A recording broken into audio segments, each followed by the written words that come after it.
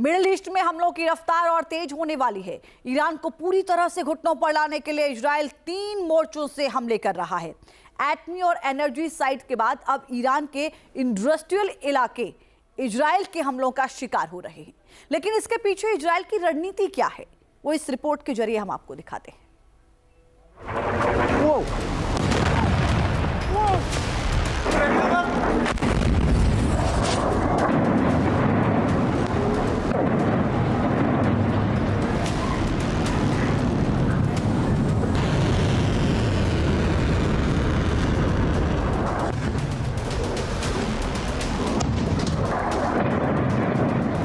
Israel ने target बदला, Iran में कोहराम मचा।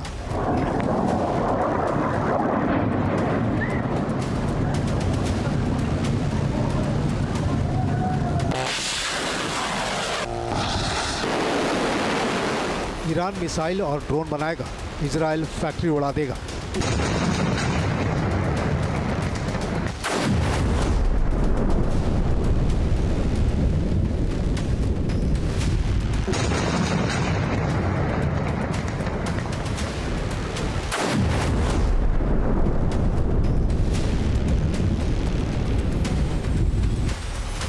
ऑपरेशन रोरिंग लायन, अब कयामत का सायरन।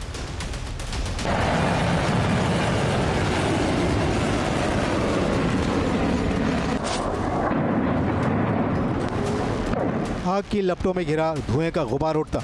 ईरान के अंदरूनी हिस्सों में इजरायली हमलों की सबसे भीषण तस्वीर है ये।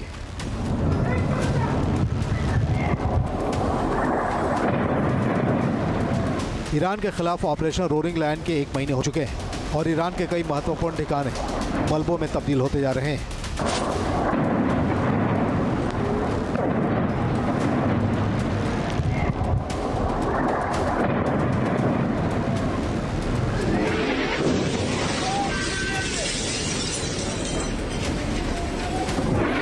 इजरायल ने इस बार ईरान के उस बुनियाद को निशाने पर लिया है जहां से ईरान के हथियारों को ताकत मिलती है। इजरायल ने रणनीति में तब्दीली लाते हुए ऊर्जा ठिकानों के साथ ही ईरान के इंडस्ट्रियल यूनिट्स को जमींदोज करना शुरू कर दिया है।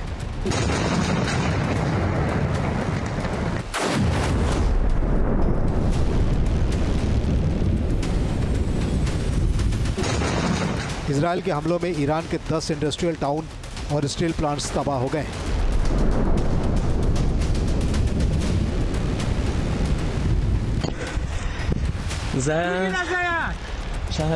ये हमला ईरान की इकोनॉमी की नस काटने की तरह है, क्योंकि इन इंडस्ट्रियल टाउन से न सिर्फ ईरान के ऑटोमोबाइल सेक्टर, घरेलू उपकरण, गैस और तेल पाइपलाइन के निर्माण को मजबूती मिल रही थी, बल्कि ये औद्योगिक इलाके अन्य वाहनों के साथ ही ड्रोन और मिसाइल लॉन्चिंग सिस्टम के निर्माण के लिए बेहद अहम थे।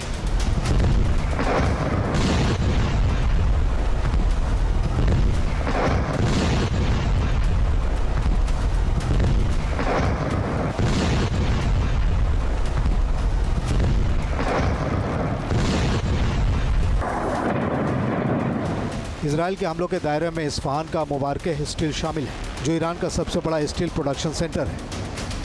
यहाँ हर साल 70 लाख टन स्टील का उत्पादन होता है। इजरायल के हमले में पावर यूनिट और स्टील प्रोडक्शन लाइन को नुकसान पहुँचा है। इजरायल ने अहवाज स्थित खुजिस्तान स्टील को भी बर्बाद कर दिया है। प्लांट के वेयरहाउस और 2 स्टील साइलो इस हमले का शिकार हो गए हैं।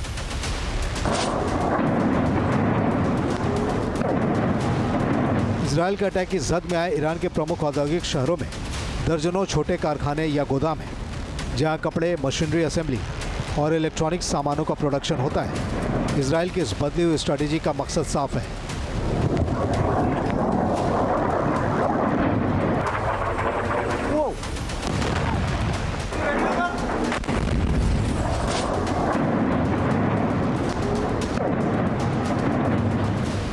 दरअसल जिन इंडस्ट्रियल सेंटर पर अटैक हुए हैं, वहां ईरानी नेवी के शिप्स के उपकरण, स्टोरेज टैंक और बंकर के लिए स्टील प्लेट्स का निर्माण होता है।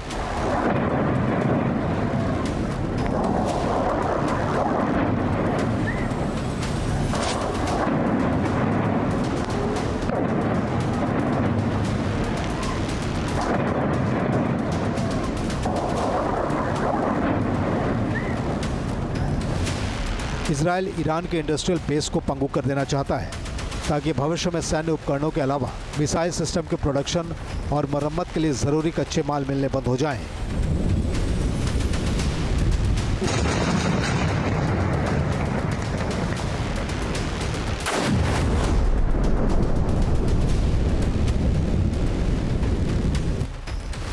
इजरायल के हमलों से ईरान के घरेलू निर्माण, ऑटोमोबाइल, घरेलू उपकरण और पेट्रोकेमिकल सेक्टर लगातार बाधित हो रहे हैं। इन हमलों के नतीजों की वजह से ईरान के निर्यात राजस्व में कमी आएगी, बुनियादी सामग्रियों की कमी हो जाएगी, महंगाई बढ़ेगी और बेरोजगारी की स्थिति पहले से ज़्यादा बिगड़ जाएगी।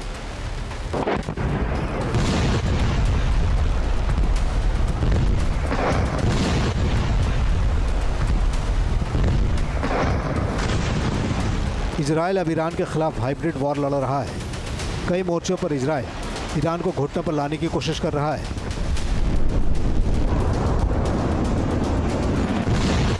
इन हमलों से साबित हो रहा है कि इजरायल ने ईरान के अंदर कारपेट बॉम्बिंग में इजाफा कर दिया है।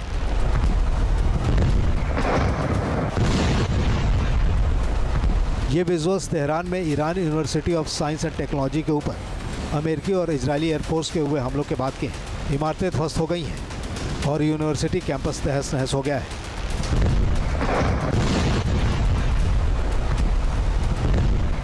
इजरायली वायुसेना पर तेहरान सहित कई ईरानी विश्वविद्यालयों पर बम गिराने का आरोप लगा है।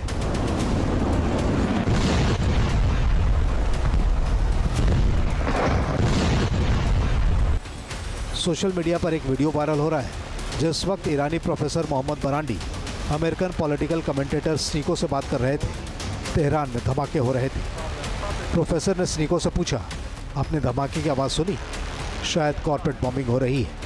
It seems like that's what is backwards of the two nations at Did you war. hear that huge explosion just now?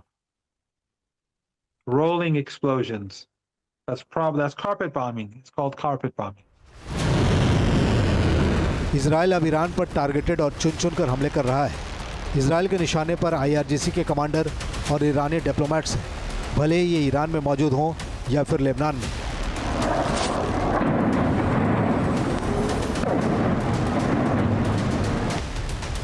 Iran के विदेश मंत्रालय ने इजरायली हमले में 6 राजनयिकों के मारे जाने की पुष्टि की है। मारे गए लोगों की पहचान मोहम्मद रजा मौसवी, अली रजा बी आजर, माजिद हुसैनी कोंडोसर, हुसैन अहमद अलू, अहमद रसौली और अमीर मुरादी के रूप में की गई है। ईरान से आ रहे विध्वंस की तस्वीरें जाहिर कर रही हैं कि इजरायल का ऑपरेशन रोलिंग लैंड ब्रेकलेस हो चुका है।